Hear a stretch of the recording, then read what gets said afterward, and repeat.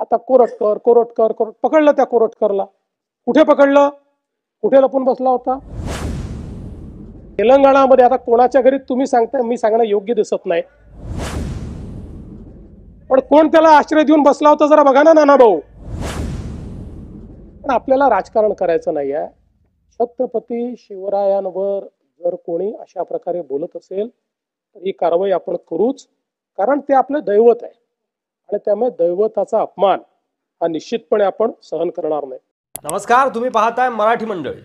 छत्रपती संभाजी महाराजांबद्दल आणि शिवाजी महाराजांबद्दल केलेल्या वादग्रस्त विधानामुळे चर्चेत आलेला प्रशांत कोरटकर अखेर पोलिसांच्या ताब्यात आलाय.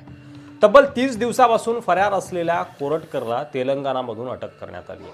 काय आहे संपूर्ण प्रकरण तुम्हाला थोडक्यात माहिती आहेच. कोरटकर यांनी काय महाराष्ट्रामध्ये संभाजी महाराज यांच्याबद्दल वक्तव्य केलं होतं, मात्र कोरटकर पोलिसांच्या तावडीत कसा सापडला आणि काय चूक कोरटकर याच्याकडून घडली, चला तर सगळं जाणून घेऊया सविस्तर. प्रशांत कोरटकर याने इतिहास संशोधक इंद्रजित सावंत यांना फोन करून शिवाजी महाराजांबद्दल अपमानास्पद भाषा वापरत धमकी दिली होती. त्याच्या या वादग्रस्त विधानामुळे सोशल मीडियावर संतापाची लाट उसळली. कोल्हापूर पोलिसात कोरटकर विरोधात गुन्हा दाखल झाला आणि त्याला अटक होणार हे निश्चित झालं. मात्र गुन्हा दाखल होताच कोरटकर फरार झाला होता.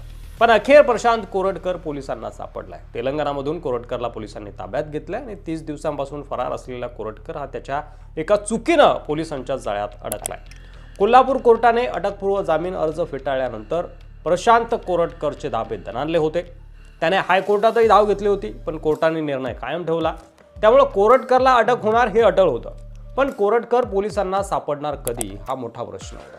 आज 30 दिवसांनी दुपारी कोरटकरला तेलंगणामधून ताब्यात घेतलं असल्याची माहिती समोर आली. त्यानंतर कोल्हापूरचे SP महेंद्र पंडित यांनी पत्रकार परिषद घेऊन कोरटकरच्या अटकेची माहिती दिली. कोल्हापूर पोलिसांसमोर सर्वात मोठं आव्हान होतं की फरार झालेल्या कोरटकरला शोधून कसं काढायचं. गेल्या 30 दिवसापासून कोरटकर महाराष्ट्र आणि शेजारील राज्यामध्ये लपून फिरत होता. पोलिसांनी शेकडो ठिकाणी रेड टाकल्या, पण कोरटकर कुठेही सापडत नव्हता.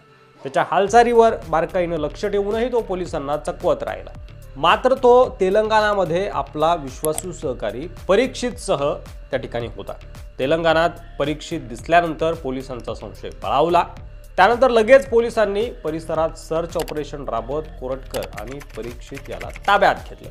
दोघांनाही रेल्वे स्थानकाच्या परिसरातून ताब्यात घेतलं गेलं. त्यानंतर कोरटकर आणि परीक्षितला कोल्हापूर पोलिसांकडे सोपवण्यात आलं. कोरटकर अत्यंत हुशारीने ठिकाण बदलत होता, मात्र त्याच्या साथीदार परीक्षितच्या चुकांमुळे पोलिसांचा संशय वाढला आणि पोलिसांनी परीक्षितचा माग काढला आणि त्यातूनच कोरटकरच्या ठिकाणाचा अंदाज बांधला गेला.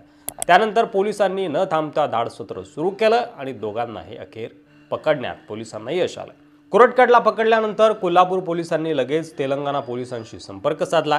तेलंगणामध्ये कायदेशीर प्रक्रिया पूर्ण करून कोरटकरला कोल्हापूर पोलिसांच्या ताब्यात देण्यात आलं. कोरटकरच्या अटकेची माहिती त्याच्या पत्नी पल्लवी कोरटकरला देखील देण्यात आली आहे.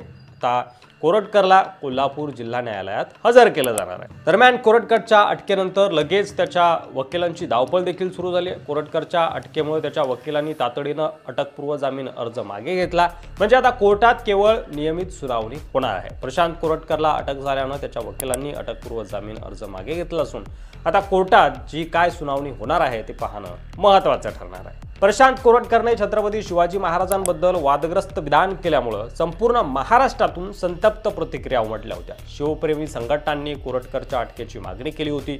महाराष्ट्रात छत्रपती शिवाजी महाराज यांच्याबद्दल अपमान करणं कोणताही समाज खपवून घेत नाही हे या घटनेतून पुन्हा एकदा सिद्ध झालंय. तब्बल 30 दिवस पोलिसांना चकवणारा प्रशांत कोरटकर अखेर पोलिसांच्या जाळ्यात सापडला. छत्रपती शिवाजी महाराजांसारख्या थोर व्यक्तीबद्दल वादग्रस्त विधान करणाऱ्याला अखेर कायदेशीर शिक्षा भोगावी लागणार हे जवळपास स्पष्ट झालंय. ही घटना आपल्याला एक गोष्ट शिकवते की समाजातील कोणताही व्यक्ती कोणाच्याही भावना दुखवणारी भाषा वापरली तर कायदेशीर कारवाई अटळ आहे. पुढील सुनावणीत काय घडतंय हे पाहणं महत्त्वाचं ठरणार आहे. यावर तुम्हाला काय वाटतंय, तुमचं मत कमेंट बॉक्समध्ये लिहायला विसरू नका. व्हिडिओ जर आवडला असेल तर जास्तीत जास्त शेअर करा आणि आपल्या चॅनलवर नवीन असाल तर अशाच माहितीपूर्ण व्हिडिओसाठी मराठी मंडळीला सबस्क्राईब करायला विसरू नका. धन्यवाद.